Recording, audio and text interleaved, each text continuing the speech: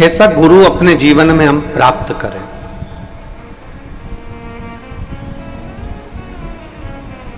और किस गुरु की शरणागति में हम पहुंचे।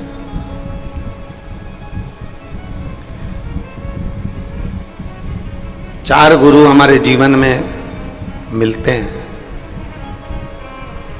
पहले नंबर पर है हमारी मां, माता।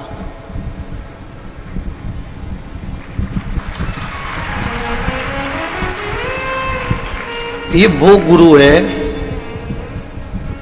मां रूपी गुरु जो होता है वो अपने जीवन में अपने बच्चों को केवल देना जानता है।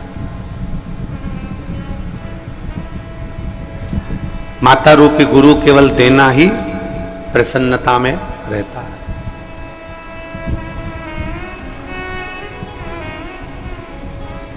पहले नंबर पर है मां। कल हमने कथा में कहा तो कई लोगों ने कहा कि आप अपने व्यासपीठ से बोल दिए कि गुरु बनाना है तो अपने माता पिता को बना लो।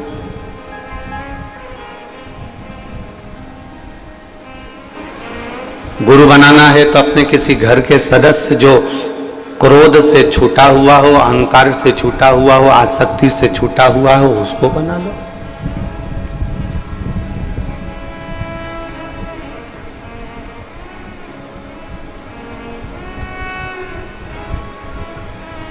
आप कैसे कह सकते हो कि मां को गुरु बनाया जा सकता है?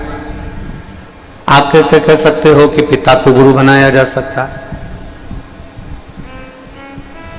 हम आपसे पूछें, जितने इस पवित्र कथा को श्रवण कर रहे हैं, जितने इस पावन कंकर शंकर की भूमि से कथा का रसपान कर रहे हैं और जितने आस्था चैनल के माध्यम से, फेसबुक यूट्यूब के माध्यम से इस पवित्र कथा का लाभ ले रहे हैं, हम उनसे पूछें, प्रथम ज्ञान देने वाली होती कौन है?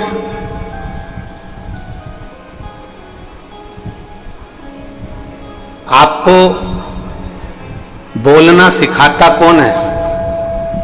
जन्म के समय पर भले मां आपके कानों में गुरु मंत्र ना दी हो, जन्म के समय पर भले मां आपके कानों में आकर कोई मंत्र प्रदान ना करी हो, पर संसार की पूरी माताएं, संसार की मां एक पहले नंबर का गुरु होती है, जो अपने बच्चे का हाथ पकड़कर उसको स्लेट पर लिखना भी सिखाती है और उसको बोलना भी सिखाती है। प्रथम है।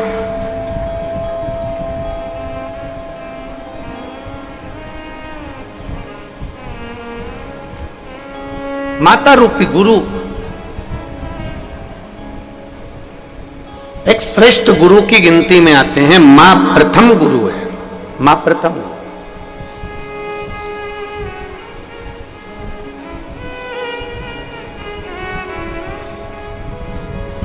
पहले नंबर का अगर कोई गुरु संसार में आपका हाथ पकड़कर लिखने की और लिखाने की सामर्थ्यता रखता है, पहले नंबर का गुरु यदि आपके कानों में भले मंत्र ना दिया हो, पर आपकी वाणी से माँ और पिता पापा खिलाने की सामर्थ्यता रखता है, दादा दादी बुलवाने की सामर्थ्यता रखता है, तो केवल एक माँ रूपी गुरु ही हो सकता है, बाकी का कोई।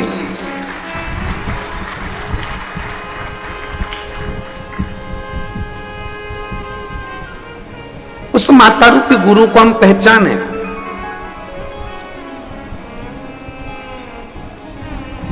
उस माता रूपी गुरु को हम जानने का प्रयास करें। और जिस दिन हम माता रूपी गुरु को पहचान जाएंगे, जिस दिन हम पिता रूपी गुरु को पहचान जाएंगे, हम भटकना अपने आप छोड़ देंगे।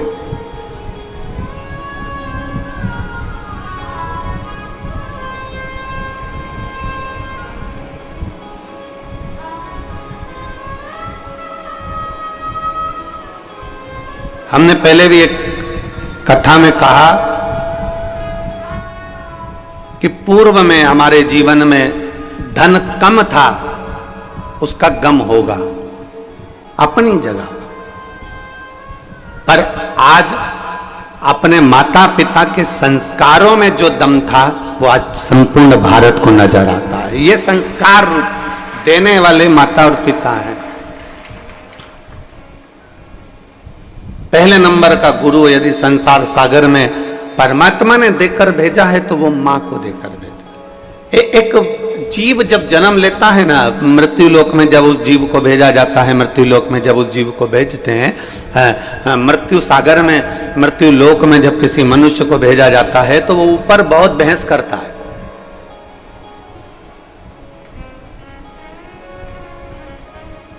बहुत बहस करता है वो ऊपर।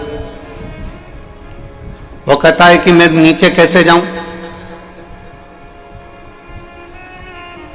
मुझे तो चलना भी नहीं आता, मुझे खाना नहीं आता, मुझे सोना नहीं आता, मुझे जागना नहीं आता, मुझे कुछ भी नहीं आता, तो मैं मृत्यु लोक में जाऊं तो जाऊं कैसे, मैं जाऊं कैसे।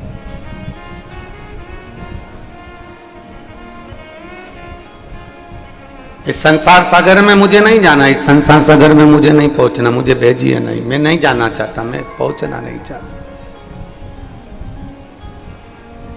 क्या करूंगा मैं मृत्यु लोक में जाकर, वहां मेरा कोई ना कोई है ही नहीं। मैं जाऊंगा तो मुझे घर कहां पर बनाना है, मुझे रहना कहां पर है, कितना खाना है, मुझे भोजन कौन लाएगा, मेरे लिए नौकरी कौन करेगा, मेरे लिए जॉब कौन करेगा, मेरे लिए काम कौन करेगा, मेरे पास भरण पोषण का कोई तैयारी नहीं है, मेरे पास सोना चांदी नहीं, हीरा पन्ना नहीं, मेरे पास में गाड़ी बंगला नहीं, मैं तो किसी को पहचानता भी नहीं हूं पृथ्वी पर, फिर मैं नीचे जाऊं तो जाऊं कैसे।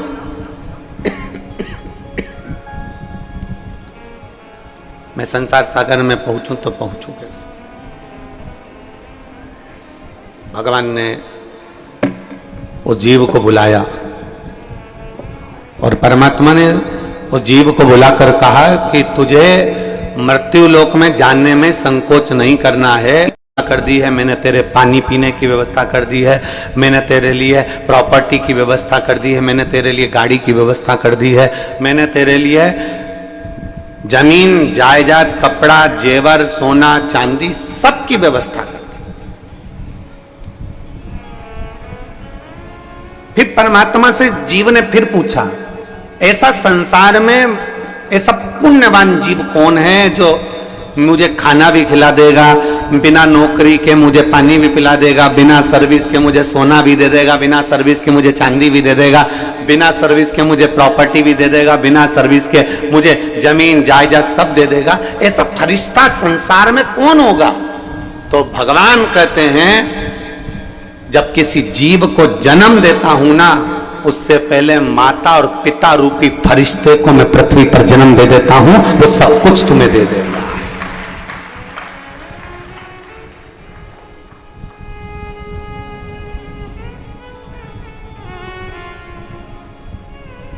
सब कुछ।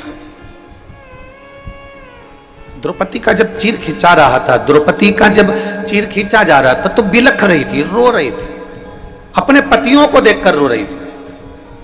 5 पति हैं और एक जैसे बैठे हुए और इनके हाथों में वो बल है कि गांडी उठाएंगे और 2 मिनट में मार देंगे। इनके हाथों में वो बल है कि गदा उठाएंगे और पछाड़ देंगे।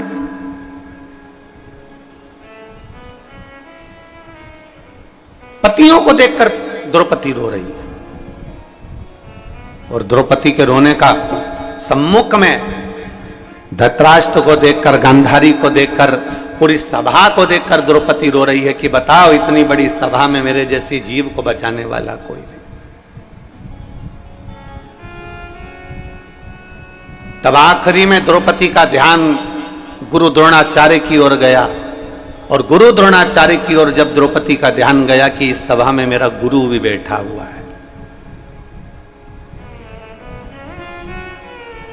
एक गुरु सभा के अंदर बैठा हुआ है और वो गुरु मेरे सामने बैठा हुआ है, तो मुझे विश्वास है पति भले साथ ना देगा, रिश्तेदार भले साथ ना दे, पर कम से कम मेरा गुरु तो साथ देगा। द्रौपदी उस गुरु जी के सामने चली गई और कहा, प्रभु जी मेरे चीर को खींचा जा रहा है, मैं आपकी शिष्या हूँ, मैंने आपसे गुरु दीक्षा ली है, मैंने गुरु मंत्र लिया है, कोई साथ ना दे, कम से कम आप तो साथ दे दो।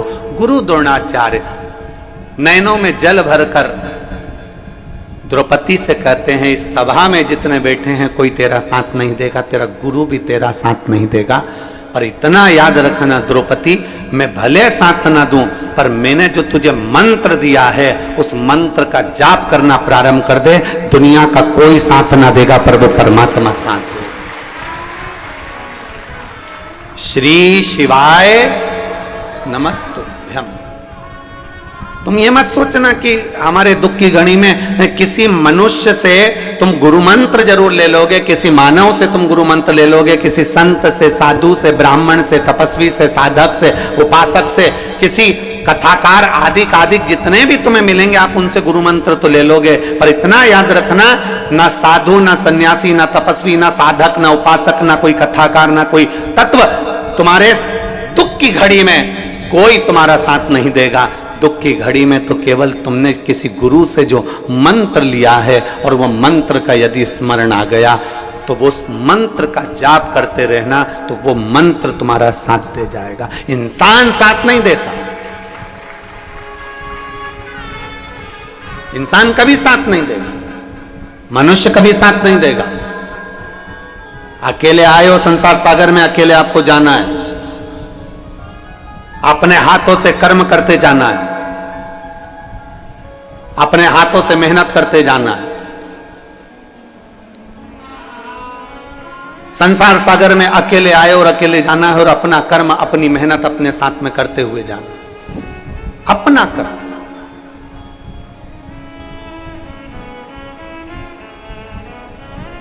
पर हमारी आदत ये हो गई है कि हम दुनिया के आश्रित हो गए। आश्रित, हम सोचते हैं कि हम जिस गुरुजी से मंत्र ले रहे हैं वो गुरुजी हमारा दुख मिटा देगा, हम जिस गुरुजी की कथा सुन रहे हैं वो गुरुजी हमारा दुख मिटा देगा, हम जिस गुरुजी के प्रवचन में पहुंच गए तो गुरुजी हमारा दुख मिटा देगा, या हम किसी गुरुजी के सत्संग में पहुंच गए तो गुरुजी हमारा दुख मिटा देगा, या हम किसी गुरुजी के पास हमारे पत्रिका आदि के लेकर पहुंच गए तो वो गुरुजी हमारा दुख मिटा देगा, हम किसी गुरुजी के पास पहुंच गए तो गुरुजी हमारा कष्ट मिटा देगा। कष्ट गुरु नहीं मिटाता, कष्ट मिटाने वाला आपका कर्म होता है। आप जब एक लोटा लेकर मंदिर भगवान देवाधिदेव महादेव को जल चढ़ाने के लिए जाते हो, आप दिल से जब एक बेलपत्र बाबा को चढ़ाते हो, आप जब दिल से भगवान शंकर को रिझाते हो तो तुम्हारा किया गया कर्म धीरे धीरे तुम्हारा दुख कटना प्रारंभ हो जाता है और परमात्मा तुम्हारा हो जाता है। किसकी सामर्थ्यता है जो आपके दुख को मिटा दे?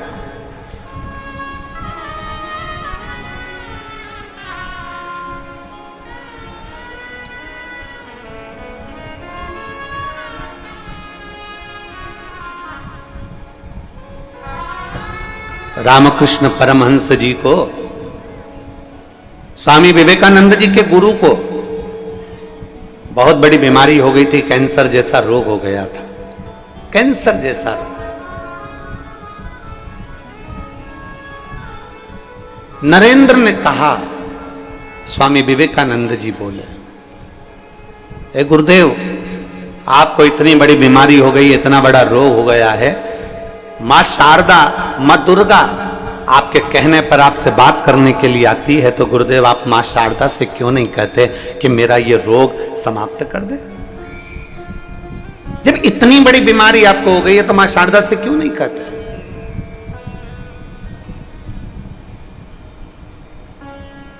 भारत की भूमि के ऐसे संत रामकृष्ण परमहंस जी थे, भारत की भूमि के ऐसे संत चैतन्य महाप्रभु जी थे, भारत की भूमि के ऐसे संत श्रीमद वल्लभाचार्य जी थे, भारत की भूमि के ऐसे संत श्री रामानुजाचार्य जी थे, भारत की भूमि के ऐसे संत श्री निम्बार्काचार्य जी थे, भारत की भूमि के ऐसे संत तुकाराम जी थे, भारत की भूमि के ऐसे संत श्री रविदास जी थे, भारत की भूमि के ऐसे संत श्री कबीरदास जी थे, जिनके सामने परमात्मा आकर खड़ा हो जाता था और कभी उन्होंने इस बात का ढिंडोरा नहीं पीटा कि मेरी भगवान से बात होती है, भगवान मेरा कहना मानते।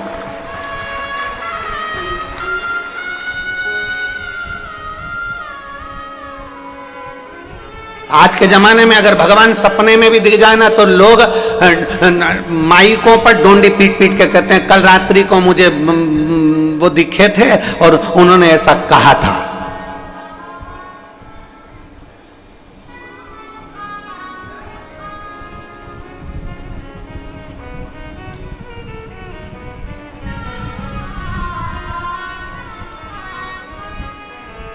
आज के समय में अगर जरा सा भी भगवान का दीदार हो जाए तो लोग डोंडी पीट कर कहते हैं कि मुझे सपने में, और आप लोग खुद अपना व्हाट्सएप चलाते हो, कई बार व्हाट्सएप पे आपने एक पत्र पढ़ा होगा कि वहां के महाराज को सपने में 2 सांप दिखे, उन्होंने ऐसा किया वैसा किया, फिर कहा कि ये मैसेज को 5 जनी को भेज, नहीं तो तेरा बुरा कर दूंगा। बोलो बोलो सही है कि गलत है? अरे बोलो तो जम के, सही है। सपने में उनको दिखा और उन्होंने डोंडी पीटना चालू करा कि ये 5 लोगों को भेज, नहीं तो तेरा बुरा करना प्रारंभ कर दूंगा। अब भगवान ने सपने में ये भी बोला था कि जो मैसेज नहीं पढ़ेगा या नहीं भेजेगा तो उसका बुरा हो जाएगा। ये हम भ्रम में जी रहे हैं, एक आडंबर हमारे साथ में लगा दिया गया है, एक हमारे साथ में एक नाटक लगा दिया गया है कि तुम्हें कैसे डराया जाए। आज तक इस व्यासपीठ ने आज तक ये नहीं कहा कि तुम मंदिर नहीं जाओगे तो नरक पड़ जाओगे, कथा नहीं सुनोगे तो नरक पड़ जाओगे। इस व्यासपीठ ने आज तक नहीं कहा ये कि नरक चले जाओगे अगर कथा नहीं सुनोगे, मंदिर नहीं जाओगे तो नरक चले जाओगे। ये व्यासपीठ आज तक नहीं बोली, ये व्यासपीठ कभी वर्णन नहीं करी। और इस व्यासपीठ ने यह भी नहीं कहा कि तुम स्वर्ग चले जाओगे कि नरक चले जाओगे।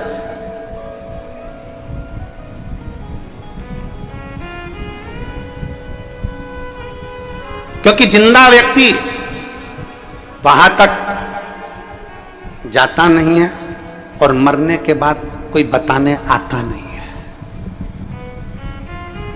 कौन आया? जिंदा व्यक्ति वहां तक जाता नहीं है और मरने के बाद कोई बताने आता नहीं है कि मुझे एसी का रूम मिला कि डनलप का गद्दा मिला, मुझे कैसा भवन मिला, कैसा भोजन मिला, चांदी की थाली में भोजन मिला, कि बहुत सारी अप्सराएं मुझे पंखा झेल रही थी, कि मुझे बहुत सुंदर रथ में बिठाया गया, सिंहासन पर बिठाया गया, मुझे बहुत सारा भोजन कराया गया। ये कोई बताने के लिए संसार में नहीं आया। वापिस आकर किसी ने नहीं बताया कि मैं नरक में मैंने ये देखा कि स्वर्ग में मैंने ये देखा, कोई बताने वाला नहीं था। जिंदा गया नहीं और मरा आकर बताया नहीं। इसलिए शिव महापुराण की कथा में अमरनाथ की गुफा में माता पार्वती जी ने शंकर जी से पूछा था, भोले बाबा आप हमें बताइए कि बैकुंठ क्या है और नरक क्या है, इसका वर्णन आप हमें करिए।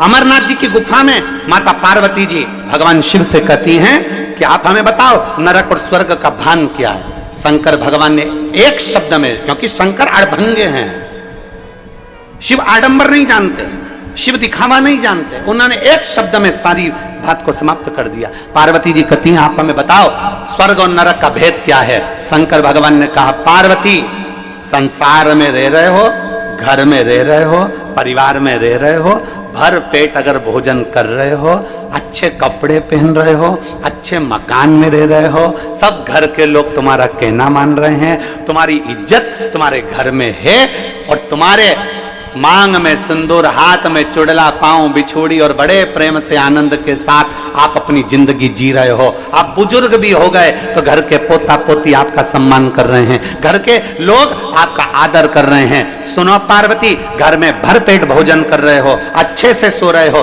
भरचक नींद हो रही है, अच्छी जिंदगी जी रहे हो, तो ये समझ लेना कि तुम स्वर्ग में निवास कर रहे हो, यही स्वर्ग पृथ्वी पर है। और सुनो पार्वती, नरक का भान भी मैं तुम्हें करा देता हूं। नरक किसको कहा जाता है? जिस घर में 4 लोग रह रहे हैं, जिस घर में 8 लोग रह रहे हैं और दिन भर क्लेश की जिंदगी जी रहे हैं, दिन भर विवादों में घिरे हुए हैं, दिन भर क्लेश में घिरे हुए हैं, जरा जरा सी बात में जहां क्लेश उत्पन्न हो जाता है, समझ लेना पार्वती कि नरक में क्या दुख देखोगे, वो दुख तुम्हें संसार, नरक भी यही। अरे मत बुरे कर्म कर बंदे वरना पछताएगा, भगवान की आंखों से तू बच नहीं पाएगा, तू बच नहीं पाएगा। अरे ओ अज्ञानी मत कर नादानी, अरे ओ अज्ञानी मत करना, तेरे कर्म का फल भी तू ही पाएगा, जैसा किया तूने तेरे आगे आएगा। मत बुरे कर्म कर बंदे वरना पछताएगा। भगवान की आंखों से तू बच नहीं पाएगा, तू बच नहीं पाएगा। तेरा स्वर्ग भी यही है और तेरा नरक भी यही है।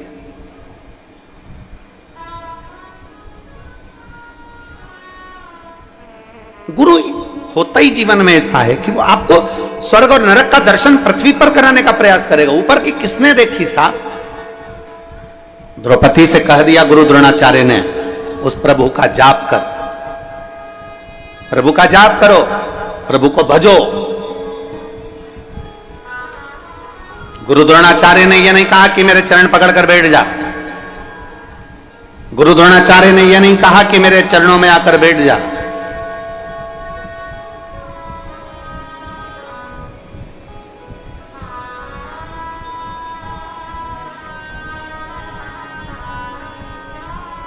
गुरु द्रोणाचार्य ने केवल एक ही बात कही, उस परमात्मा को याद करो। विपदा की घड़ी हो, विषम परिस्थिति हो, दुख का समय हो, उस समय पर उस शिव को, मेरे त्रिकालदर्शी कैलाशी को याद करो, उसको याद करो।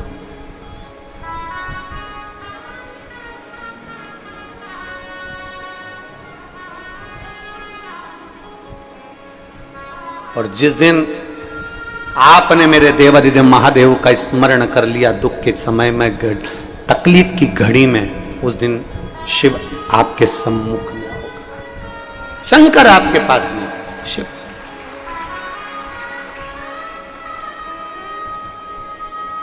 और अंत समय प्रभु आना पड़ेगा, वचन दिया तो निभाना पड़ेगा। आए ना आए प्रभु कुटुंब कबीला, अंत समय प्रभु आना पड़ेगा, वचन दिया तो निभाना। वो गुरु अपना चरण नहीं पकड़ाए,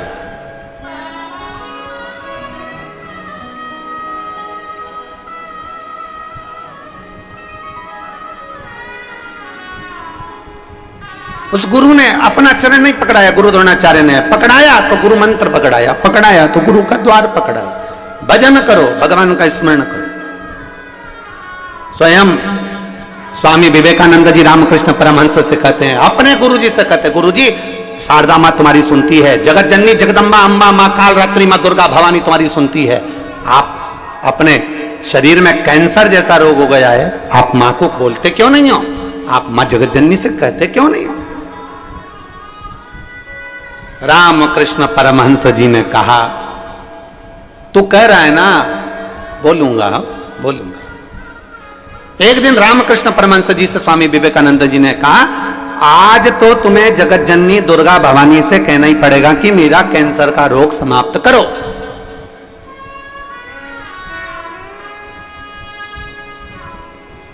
कमरे में बंद कर दिया रामकृष्ण परमहंस जी ने दरवाजा, बैठ गए। स्वामी विवेकानंद बाहर बैठे हुए थे, उनको लगा आज मेरे गुरुजी बोलेंगे मां से। मां शारदा सामने प्रकट हो गई। जगत जननी दुर्गा भवानी ने रामकृष्ण परमहंस से पूछा, बेटा ए बाबू,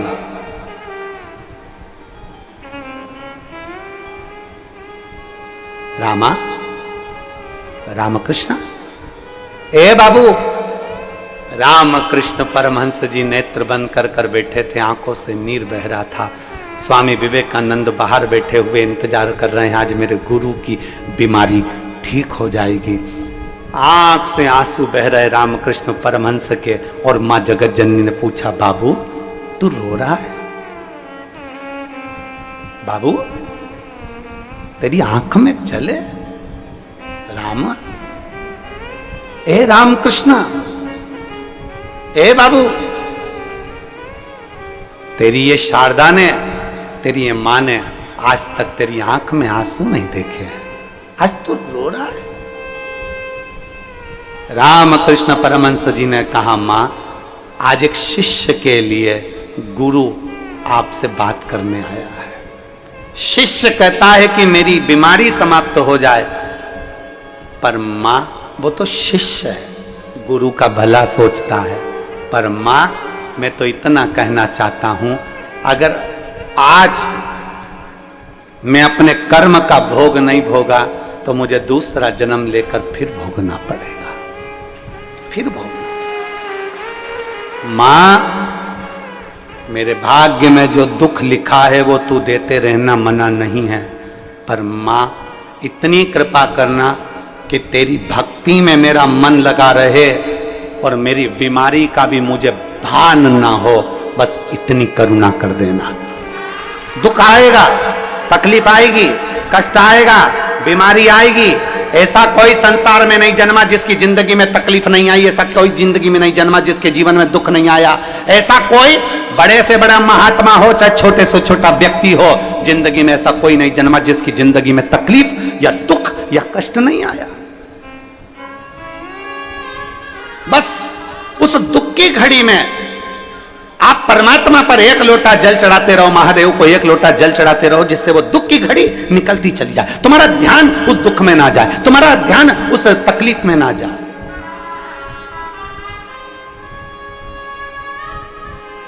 एक पत्र आया है, उस पत्र में एक मां ने लिखा कि मेरी बेटी की आंख के नीचे एक छोटी सी सफेद लाइन हो गई। बेटी का जीवन, लड़की का जीवन, मेरी बेटी के आंख के नीचे सफेद लाइन हो गई। सफेद लाइन जब आंख के नीचे रही तो धीरे धीरे धीरे धीरे वो सफेद सफेद सफेद करते करते पूरा चेहरा उसका सफेद होने लगा, बीमारी फैल गई। उसने पत्र में लिखा, जरा देखिएगा।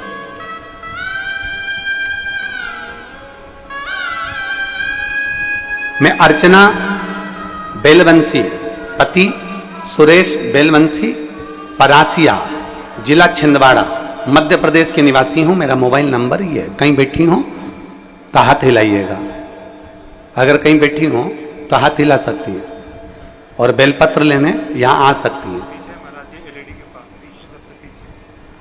हाँ जी दिख गए, बेटी आई है के साथ में आई है, ले आओ इसको, बेलपत्र लेकर जाओ। जाओ। मैं अर्चना बेलवंशी, पति सुरेश बेलवंशी, परासिया, जिला छिंदवाड़ा, मध्य प्रदेश की निवासी हूं। मेरा मोबाइल नंबर यह है। मेरी बेटी अंशिका बेलवंशी, उम्र 5 वर्ष है, उसकी आंख के नीचे सफेद दाग हो गया और उसके चेहरे पर पूरा दाग फैलता चले गया और पूरा चेहरा उसका धीरे धीरे सफेद होने लगा। 2023 में हमने डॉक्टर को दिखाया, जितना जितना उसको दिखाते गए वैसे वैसे उसके शरीर पर वो बीमारी फैलती चली गई। अब बेटी का जीवन है, गुरुजी कैसे इस बीमारी को देख लें। तब मेरे मम्मी पापा, ममता रकोशिया, पिताश्री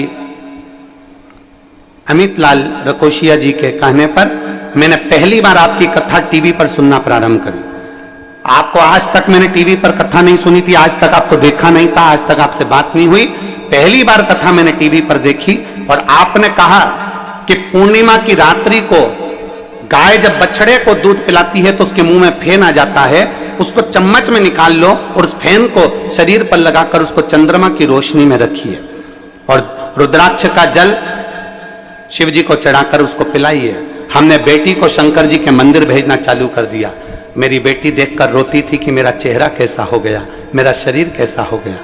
तब हमने अपनी बेटी से कहा उस पर भरोसा रख, बाबा को एक लोटा जल चढ़ाती रहे, मंदिर की सफाई करती रहे। और बाबा का क्या गुणगान करूं गुरुदेव, मेरे बाबा तो शंकर हैं और मैं क्या कहूं, आपकी वाणी में केवल शिव पुराण नहीं है, शंकर खुद वाणी से ऐसा लगता है कि बोलता है। बाबा आज मेरी बेटी पूरी तरह से ठीक हो गई, उसका चेहरा वापस वैसा कि वैसा हो गया और उसका रोग समाप्त हो गया। मैं बाबा को प्रणाम करने के लिए एक शिव तत्व की प्राप्ति, एक शंकर ओघड़ी की प्राप्ति।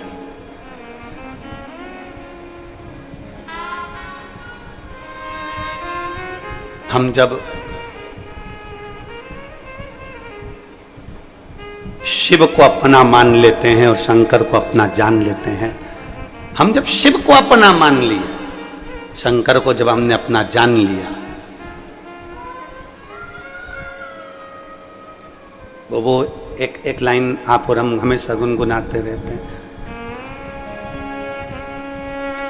रिश्ता तेरा मेरा सबसे प्यारा, रिश्ता तेरा मेरा सबसे प्यारा, तू मेरा बाबा मैं हूँ तेरा लाला, मैं हूँ तेरा लाला, तू मेरा बाबा मैं हूँ तेरा लाला, मैं हूँ तेरा लाला। एक विश्वास, एक भरोसा,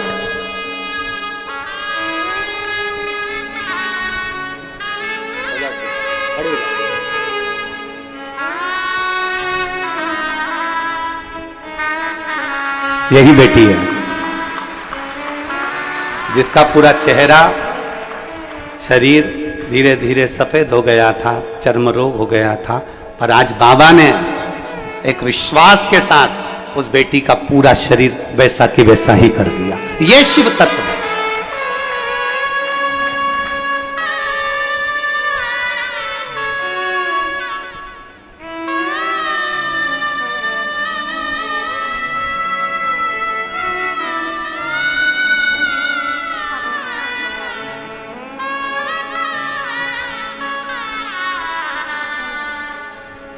प्रणाम करो।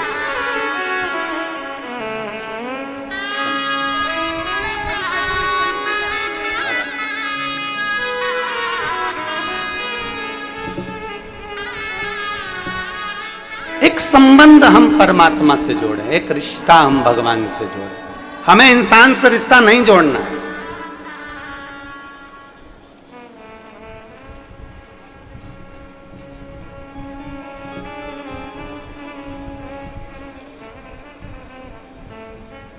याद करो जगत गुरु शंकराचार्य जी का वो समय,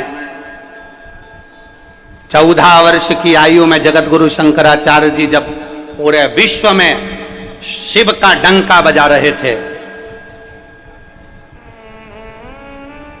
पूरे विश्व में जगत गुरु शंकराचार्य जी जब शंकर की पूजन का, शिव की स्तुति का, शंकर की आराधना का डंका बजा रहे थे, तब कई लोग जगत गुरु शंकराचार्य जी के चरण को पकड़ रहे थे। तो जगत गुरु शंकराचार्य जी ने कहा, मुझे क्यों पकड़ते हो, मैं तो आज हूं कल नहीं, मेरा मानव का शरीर है, आज रहेगा कल नहीं। अगर तुम्हें पकड़ना है तो शंकर के शिवलिंग को पकड़ लो, शिव की स्तुति को पकड़ लो।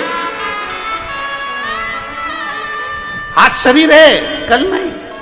14 वर्ष के जगत गुरु शंकराचार्य जी अपनी वाणी में कहते हैं, मुझे नहीं पकड़ना, पकड़ना महादेव को। मुझे नहीं पकड़ना, पकड़ना शंकर को। मुझे नहीं पकड़ना, शंकर पकड़ना है शिव को। मुझे नहीं पकड़ना, पकड़ना है शंकर के दरवाजे को।